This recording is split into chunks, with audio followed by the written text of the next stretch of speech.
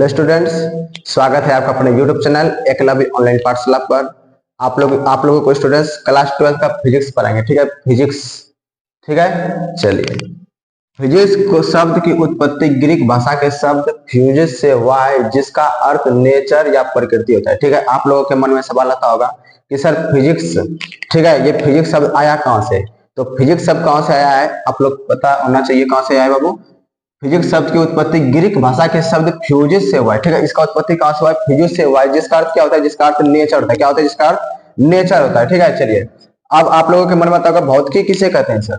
भौतिकी किसे कहते हैं? ठीक है, तो अभी जस्ट बताएं फिजिक्स का अर्थ क्या होता है? नेचर यानी प्रकृति। तो प्रकृति में होने वाली घटनाओं का अध्ययन जिसमें हम लोग करते हैं उसी को क्या कहते हैं? भौतिकी कहते हैं। तो वही लिखे हुए बाबू, विज्ञान की वह शाखा जिसमें प्रकृति में होने वाले, ठीक है, प्रकृति में होने वाली घटनाओं का अध्ययन करते हैं उसे क्या कहते हैं? भौतिकी कहते हैं। ठीक है, विज्ञान की वह शाखा जिसमें हम लोग क्या करते हैं? प्रकृति में होने वाले घटनाओं का अध्ययन करते हैं उसे क्या कहते हैं? फिजिक्स कहते हैं, भौतिकी कहते हैं। उसके बाद हम लोग पढ़ेंगे विद्युत चुंबकत्व।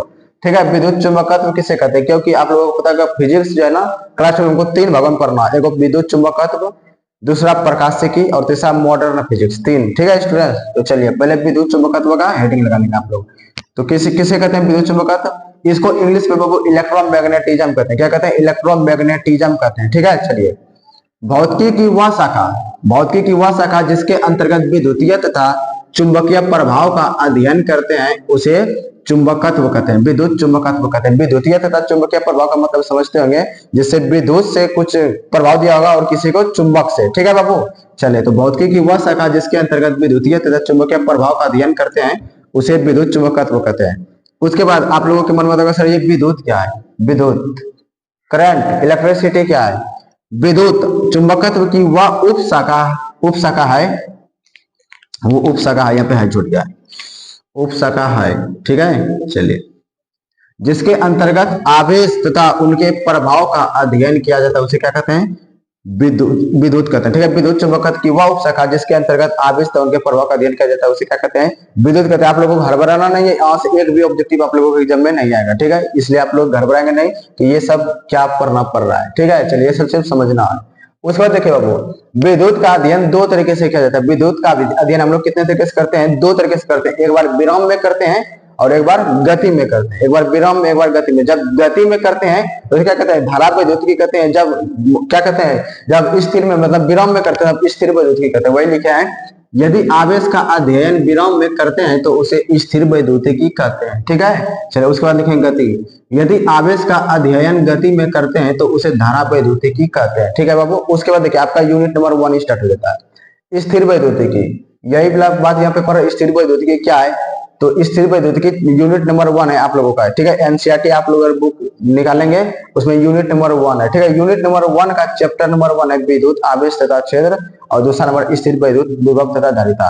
इससे आप लोगों के एग्जाम में स्टूडेंट 16 अंक का क्वेश्चन पूछा जाता है। कितने अंक का पूछा जाता है? सिर्फ स्थिर वैद्युतिकी से। तो आप लोग याद रखेंगे 16 मार्क्स।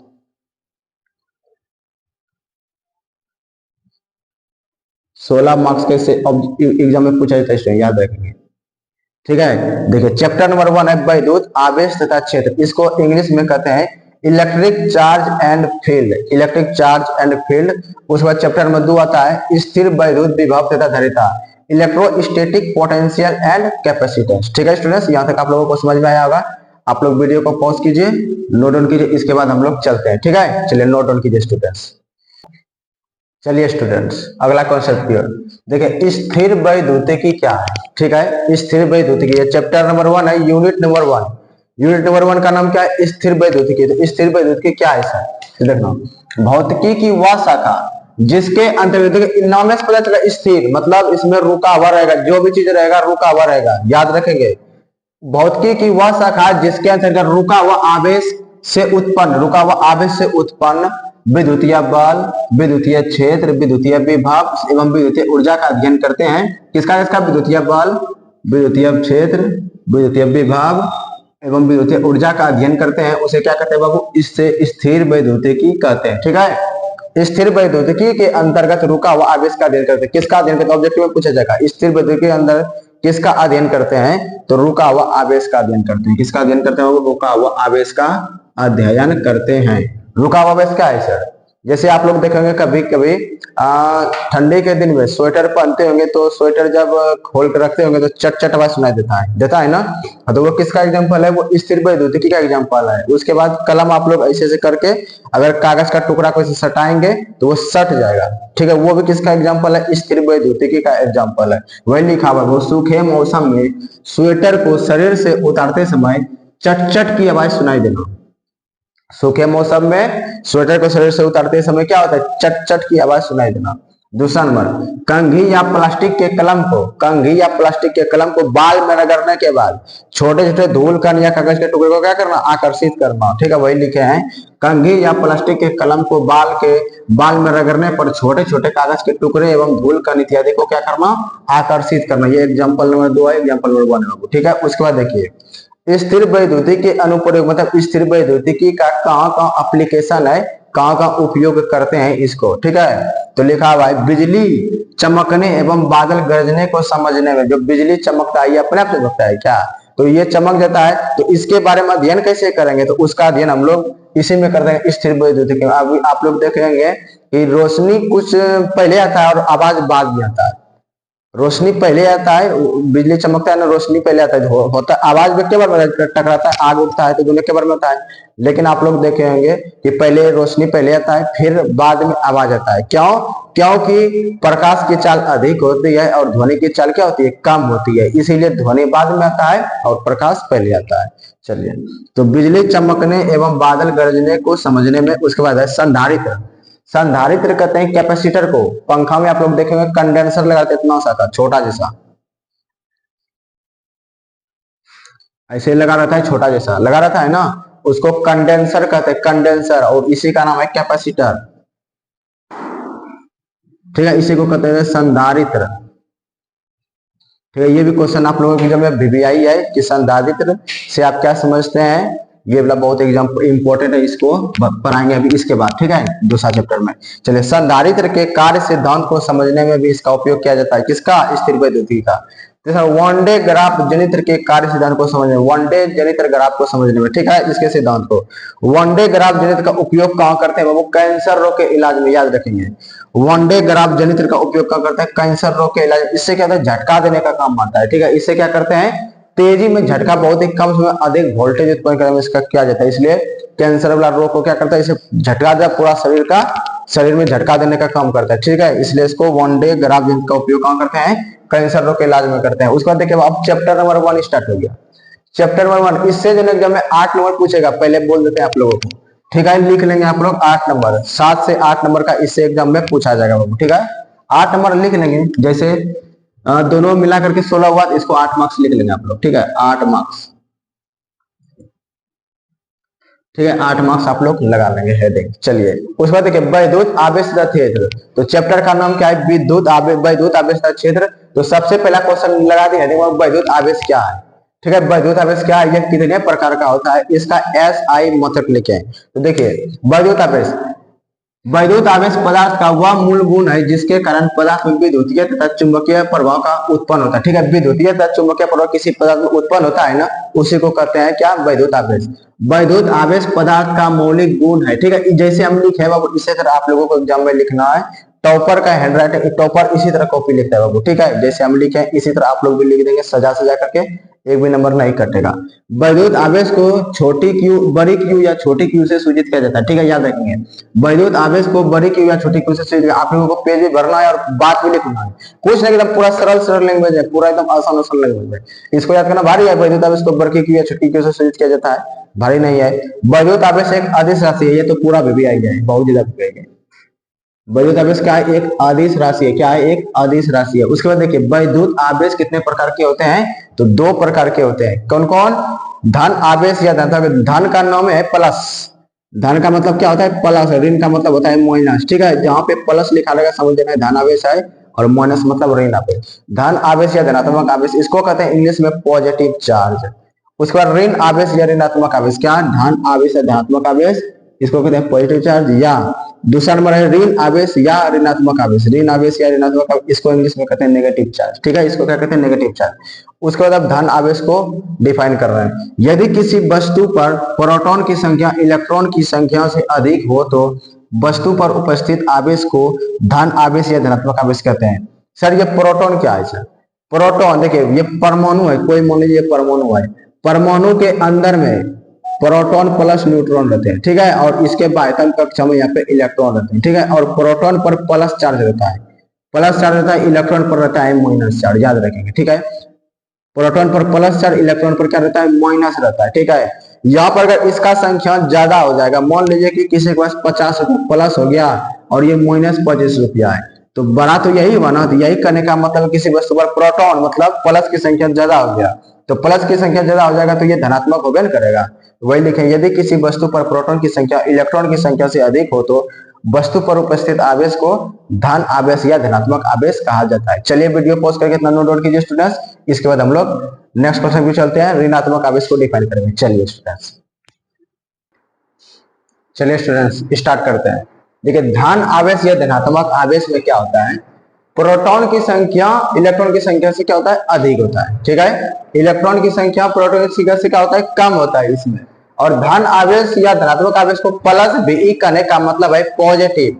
क्या करने का मतलब है? वो पॉजिटिव, आई बीई लास्ट का दिए बीई, और ये पे पॉजिटिव करने का मतलब है प्लस, ये पे प्लस है इसलिए प्लस, और बीई मतलब नेगेटिव, यहाँ पे पॉजिटिव आए तो पॉजिटिव का प्लस बी, ठीक है। चलिए उसके बाद ऋणात्मक आवेश, यदि किसी वस्तु पर इलेक्ट्रॉन की संख्या प्रोटॉन की संख्या से अधिक हो जाए, ठीक है, अधिक हो जाए, ठीक है, कहने का मतलब है किसी इंसान को 50 रुपया घाटा लग जाए और उसको 25 रुपया फायदा हो जाए, मतलब मिल जाए 25 रुपया और किसी इंसान को 25 रुपया घाटा लग जाए, हेरा गया उसका, तो बताइए कौन सा बड़ा है? अभी बताइए, तो इसको ज्यादा घाटा लग गया है ना, तो अब बी के फिलहाल में ये छोटा है, ठीक है, इसलिए यहाँ पे लिखेंगे बाबू, अगर मान लो किसी पर ज्यादा ऋण आवेश आ गया, ऋण आवेश करने का मतलब इलेक्ट्रॉन, इलेक्ट्रॉन पर कौन सा आवेश रहता है? ऋण आवेश रहता है। अब इसके बाद जस्ट उसके बाद हम लोग परमाणु पढ़ेंगे, परमाणु का पूरा डिटेल पढ़ेंगे डीपली में पूरा, ठीक है। चलिए यदि किसी वस्तु पर इलेक्ट्रॉन की संख्या प्रोटॉन की संख्या से अधिक हो तो वस्तु पर उपस्थित आवेश को क्या कहते हैं? नेगेटिव आवेश कहते हैं।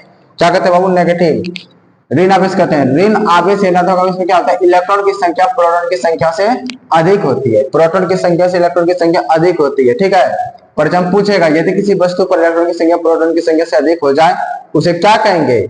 तो आप लोगों को बोलना है, क्या बोलना है? इलेक्ट्रॉन की संख्या अधिक हो जाए प्रोटॉन की संख्या से तो ऋण आवेश बोलना है, ठीक है। चलिए ऋण आवेश या ऋणात्मक आवेश को किससे सूचित करते हैं? माइनस बीई से।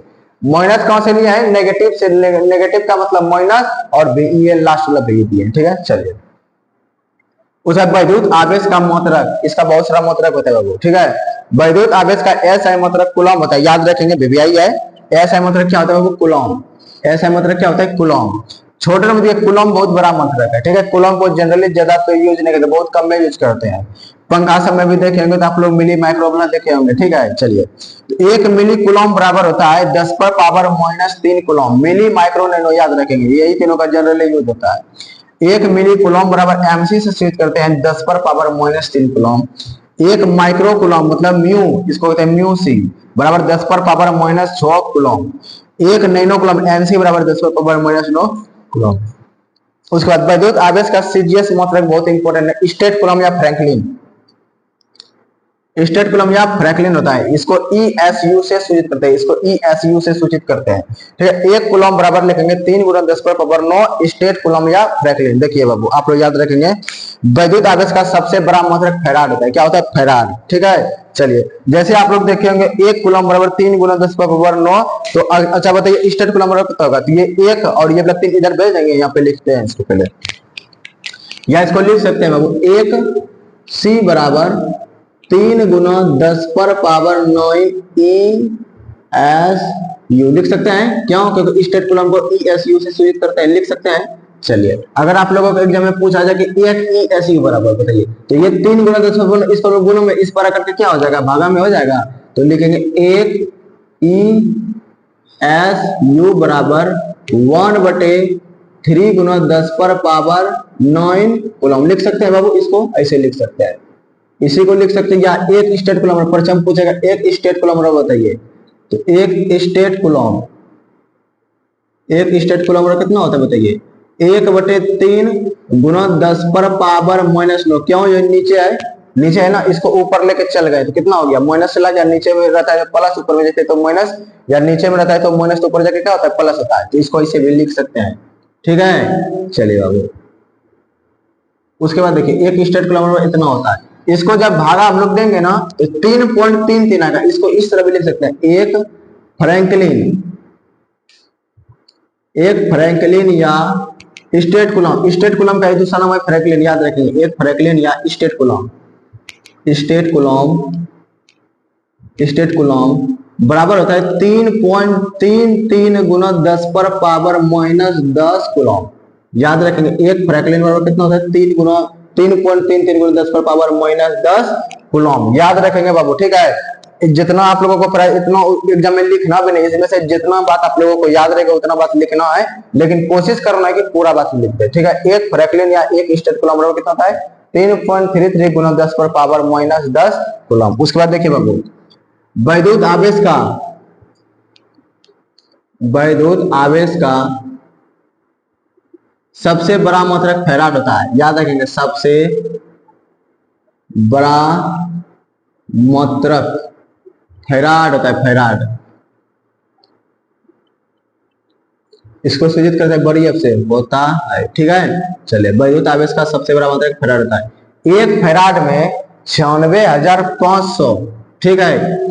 एक फैराड बराबर 96,500 कूलम चार्ज होता है। याद रखें, 96,500 कूलम चार्ज होता है, ठीक है। एक फैराड, एक मतलब होता है फैराड बाबू, ठीक है। चलिए, आप लोग यहाँ तक वीडियो पॉज करके नोट डाउन कीजिए स्टूडेंट्स, ठीक है।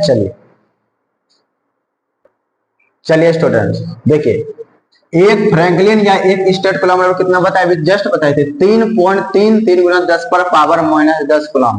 ये आप लोगों के एग्जाम में ऑब्जेक्टिव में पूछेगा स्टूडेंट्स, ठीक है। ऑब्जेक्टिव में पूछेगा वैद्युत आवेश का सबसे बड़ा मात्रक फैराड होता है। ये भी एग्जाम में पूछा जाएगा, ऑब्जेक्टिव में पूछेगा वैद्युत आवेश का बड़ा मात्रक क्या होता है, तो आप लोगों को बोलना है फैराड। क्या होता है, वो फैराड होता है। क्या होता है, फैराड होता है। एक फैराड कितने कूलम का, ये तो बेबी है, बहुत ज्यादा बेबी है। 96,500 कूलम, 96,500 कूलम, बहुत इंपॉर्टेंट है, लगभग लिख देंगे, ठीक है। एक फैराड 96,500 कूलम, ये इंपॉर्टेंट है। वैद्युत आवेश का छोटा मात्रक क्या होता है, स्टेट कूलम। छोटा मात्रक क्या होता है, स्टेट कूलम या फ्रैंकलिन। बोले अभी तुरंत, फ्रैंकलिन या स्टेट कूलम। इसी को सूचित किससे करते हैं, ESU, ठीक है। ESU से सूचित करते हैं। वैद्युत आवेश का विद्युत चुंबकीय मात्रक एब कूलम होता है। क्या होता है, एब कूलम। विद्युत आवेश का विद्युत चुंबकीय मात्रक एब कूलम होता है। एक एब कूलम बराबर होता है 10 कूलम।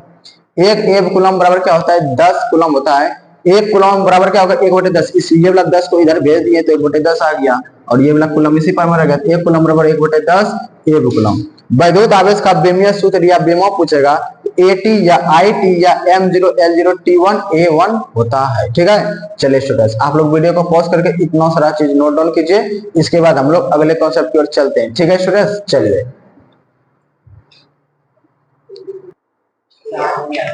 स्टार्ट। चलो अभी अब हम लोग परमाणु के बारे में पढ़ेंगे, ठीक है। थोड़ा सा परमाणु का कॉन्सेप्ट आप लोग समझ जाइए। परमाणु का कॉन्सेप्ट हेडिंग लगा लेंगे, परमाणु। थोड़ा सा कॉन्सेप्ट सीख जाएंगे। परमाणु के बारे में एग्जाम में नहीं पूछा जाता, लेकिन थोड़ा सा कॉन्सेप्ट सीखना बहुत जरूरी, क्योंकि इससे एग्जाम में ऑब्जेक्टिव जरूर पूछा जाएगा। देखिए, कोई भी पदार्थ जो है ना बाबू, अत्यंत सूक्ष्म कणों से मिलकर बना होता है। कोई भी पदार्थ है, कोई भी चीज ये भी ले लीजिए, किसी को भी ले लीजिए, वो सूक्ष्म कणों से मिल करके बना होता है, उसी को हम लोग परमाणु कहते हैं, याद रखेंगे, ठीक है। तो लिखेंगे आप लोग, सभी पदार्थ अत्यंत सूक्ष्म कणों से मिलकर बना होता है। सूक्ष्म कणों से मिलकर बना होता है, ठीक है। उसे हम लोग क्या कहते हैं, उसे ही परमाणु कहते हैं, उसे परमाणु कहते हैं। उसे क्या कहते हैं बाबू, परमाणु कहते हैं, ठीक है। कॉन्सेप्ट याद रखेंगे बाबू, कॉन्सेप्ट इंपॉर्टेंट है, ठीक है। कॉन्सेप्ट ही जितना इंपॉर्टेंट, कोई बच्चा बोलता है सर क्वेश्चन याद करना इंपॉर्टेंट है, कॉन्सेप्ट इंपॉर्टेंट है, तो कॉन्सेप्ट ज्यादा इंपॉर्टेंट है। चलिए देखिए, ये परमाणु बना दिए बाबू,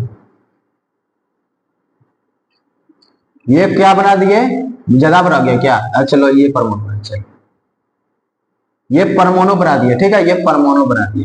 परमाणु का ये नाभिक है, ठीक है, नाभिक उसके केंद्र को कहते हैं, ठीक है, उसका जो बीज है उसको नाभिक का केंद्र कहते हैं। इसमें बाबू याद रखेंगे प्रोटॉन, एक हम कहते हैं बड़े फिगर बनाते हैं, ये परमाणु है, ठीक है, और ये परमाणु का नाभिक है। इसमें प्रोटॉन प्लस न्यूट्रॉन रहता है और इसके बाह्यतम कक्षा में जो है बाबू इलेक्ट्रॉन चक्कर काटते हैं, याद रखेंगे क्या रहते हैं, इलेक्ट्रॉन, ठीक है, और इसके अंदर में नाभिक में क्या रहते हैं, electron, sorry proton plus neutron. ये क्या है बाबू, ये परमाणु है, याद रखेंगे।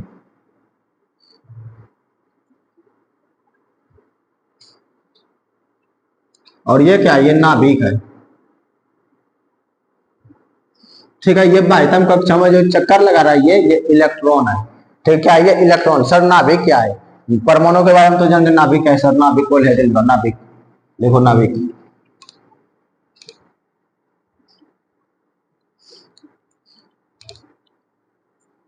नाभिक लिखेंगे बाबू, वह स्थान जहां परमाणु का समस्त द्रव्यमान निहित होता है, वह स्थान जहां परमाणु का समस्त द्रव्यमान निहित होता है, लिखेंगे वह स्थान जहां परमाणु का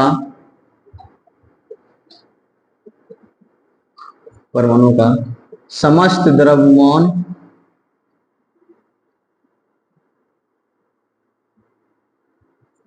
निहित होता है उसे नाभिक कहते हैं।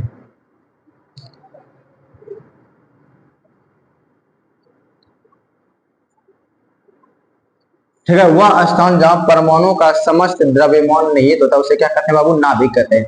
आप लोगों से एग्जाम में पूछा जाएगा नाभिक में क्या करें, ये तो नहीं पूछेगा, लेकिन पूछेगा कि परमाणु के नाभिक में कौन कौन उपस्थित होते हैं, ये पूछेगा। तो कौन कौन रहते हैं बताइए, प्रोटॉन प्लस न्यूट्रॉन। तो लिखेंगे परमाणु के नाभिक में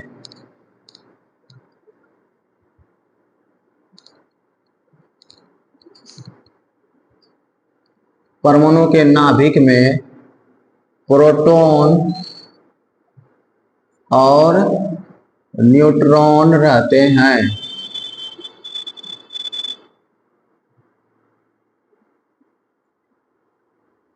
ठीक है, परमाणु के नाभिक में कौन कौन रहते हैं बाबू, परमाणु के नाभिक में प्रोटॉन और न्यूट्रॉन रहते हैं। ठीक है, परमाणु के नाभिक में कौन कौन रहते हैं, प्रोटॉन और न्यूट्रॉन रहते हैं। ठीक है, नाभिक की त्रिज्या की कोटि एक बार और लिख लेंगे, पर नाभिक के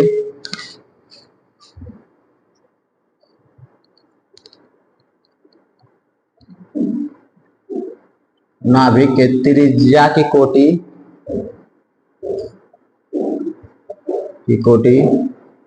10 पर पावर -15, ठीक है, 10 पर पावर -15 मीटर होती है, याद रखेंगे बाबू, मीटर होती है। बहुत डाटा दे रहे हैं आप लोगों को, डाटा याद रखेंगे। परमाणु के नाभिक की त्रिज्या की कोटि 10 पर पावर -15 होती है। ये तीनों बात याद रखेंगे, ये और ये ज्यादा इंपॉर्टेंट है। परमाणु के नाभिक में क्या क्या रहते हैं बाबू, प्रोटॉन और न्यूट्रॉन रहते हैं, प्रोटॉन और न्यूट्रॉन रहते हैं, यही दोनों इंपॉर्टेंट है। ठीक है, चलो बाबू आप करेंगे हम लोग परमाणु में आप लोगों को कितने कण दिखाई दे रहे हैं बताइए, एक परमाणु में इलेक्ट्रॉन, एक प्रोटॉन, एक न्यूट्रॉन। तो लिखेंगे नीचे, परमाणु मुख्यतः 3 मौलिक कणों से मिलकर बना होता है। परमाणु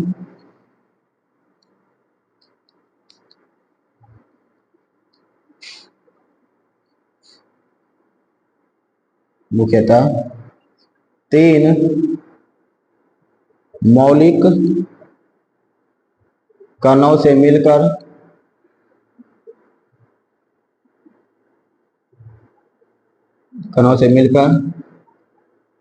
बना होता है। ठीक है बाबू, परमाणु मुख्यतः 3 मौलिक कणों से मिलकर के बना होता है। ठीक है, कौन कौन, नंबर 1 इलेक्ट्रॉन, ठीक है, ELECTRON इलेक्ट्रॉन। नंबर 2 प्रोटॉन,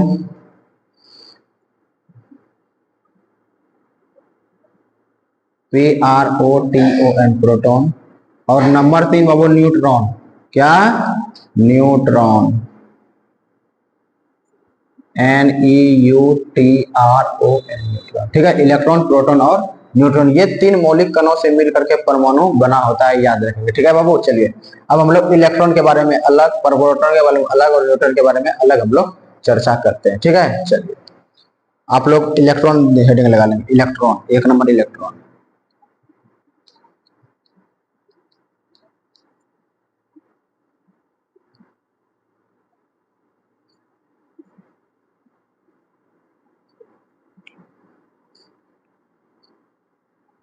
ठीक है, वो लिखेंगे इलेक्ट्रॉन। ये जो है ना, इस पे ऋण आवेश रहता है, याद रखेंगे। इस पे क्या रहता है? ऋण आवेश रहता है। ये ऋणात्मक कण है, ऋण आवेशित कण है। ठीक है, चलिए लिखेंगे यह ऋण आवेशित, यह ऋण आवेशित कण है। ठीक है, उसके बाद देखिए, दिख रहा है यहां तक ना, ये वाला दिख रहा है, ये वाला। इसको इधर मिटा देते हैं।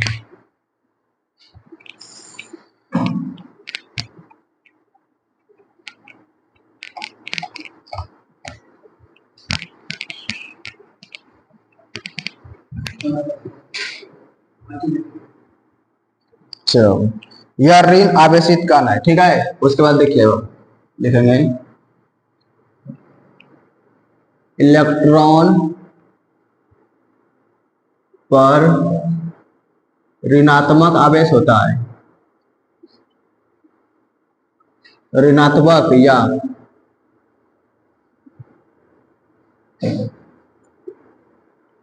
ऋण आवेश होता। ठीक है, चलो इलेक्ट्रॉन पर ऋणात्मक या ऋण आवेश होता है। ठीक है, चलिए लिखेंगे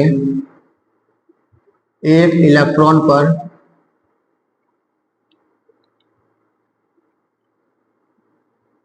वन पॉइंट सिक्स गुना 10 पर पावर -19 कूलॉम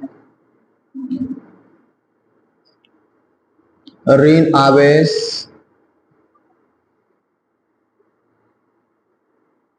होता है। ठीक है, ऋण आवेश होता है, अर्थात एक इलेक्ट्रॉन बराबर, एक इलेक्ट्रॉन बराबर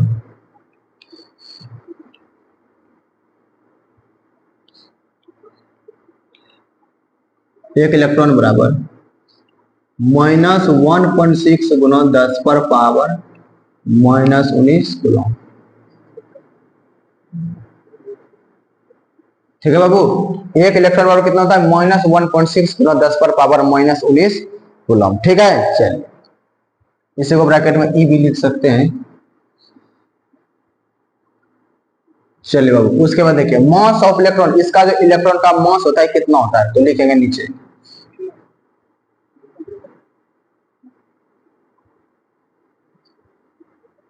एक इलेक्ट्रॉन का द्रव्यमान, एक इलेक्ट्रॉन का द्रव्यमान कितना होता है? 9.1 गुना 10 पर पावर -31 केजी। कितना होता है? 9.1 गुना 10 पर पावर -31 केजी होता है। ठीक है, या इसको लिख देंगे mass of electron. M E करने का मतलब है मास ऑफ इलेक्ट्रॉन। ठीक है, बराबर 9.1 गुना 10 पर पावर -31 केजी। चलिए इलेक्ट्रॉन से संबंधित इतना बात याद रखेंगे। ठीक है, इलेक्ट्रॉन के बारे में कितना बात लिखा है? 1 2 3 4 बात लिखा है। ठीक है, ये चारों बात याद रखेंगे। और कुछ है क्या? 1 2 3 4 नहीं, बस 3 बात था, हम 4 बात लिखा है। दूसरा नंबर देखेंगे वो प्रोटॉन।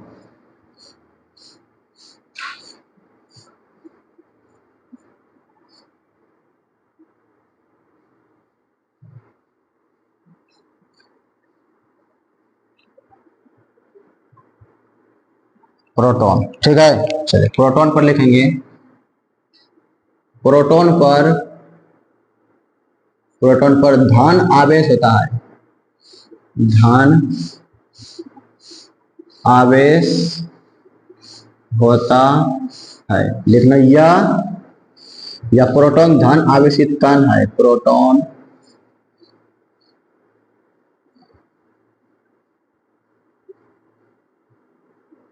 धन आवेशित कण है। ठीक है, तीसरा नंबर लिखेंगे एक प्रोटॉन पर 1.6 गुना 10 पर पावर -19 कूलम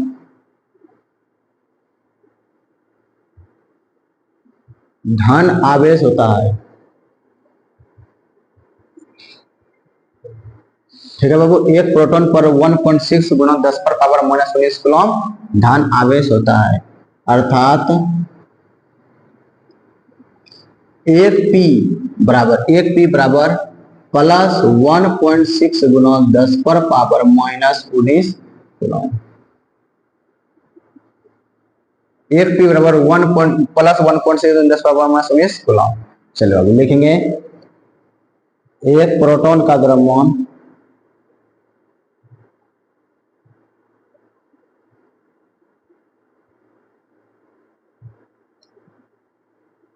1.602, ये होता ना 672 होता है क्या, 67 होता है, 1.67 गुना 10 पर पावर -27 केजी। ठीक है, 10 पर पावर -27 केजी होता है। बहुत इंपॉर्टेंट है बाबू, ये वाला बहुत इंपॉर्टेंट है, द्रव्यमान होता है। ठीक है, चलिए लिखेंगे mass of P, M P बराबर 1.67 गुना 10 पर पावर -27 के। ठीक है, मास ऑफ प्रोटॉन बराबर 1.67 गुना 10 पर पावर -27 केजी होता है। ठीक है, चलिए आप लोग स्टूडेंट्स वीडियो को पॉज कीजिए, जहां तक नोट डाउन कीजिए, इसके बाद हम लोग चलते हैं अब किसकी ओर, न्यूट्रॉन की ओर। ठीक है, चलिए स्टूडेंट नेक्स्ट कॉन्सेप्ट न्यूट्रॉन के बारे में पढ़ते हैं। देखिए न्यूट्रॉन उदासीन होता है, इस पर कोई भी आवेश नहीं होता, याद रखेंगे। प्रोटॉन पर होता है सर, इलेक्ट्रॉन पर होता है सर, न्यूट्रॉन पर नहीं होता है। इलेक्ट्रॉन पर क्या होता है, नहीं होता है। न्यूट्रॉन पर नहीं होता है, न्यूट्रॉन उदासीन होता है। न्यूट्रॉन पर शून्य या कोई आवेश नहीं होता है। पूछेगा परीक्षा में न्यूट्रॉन पर कितना आवेश होता है, तो आंसर मारना है शून्य। क्या, शून्य। न्यूट्रॉन पर शून्य या कोई आवेश नहीं होता है। न्यूट्रॉन अनावेशित कण है, यह क्या है, एक अनावेशित कण है।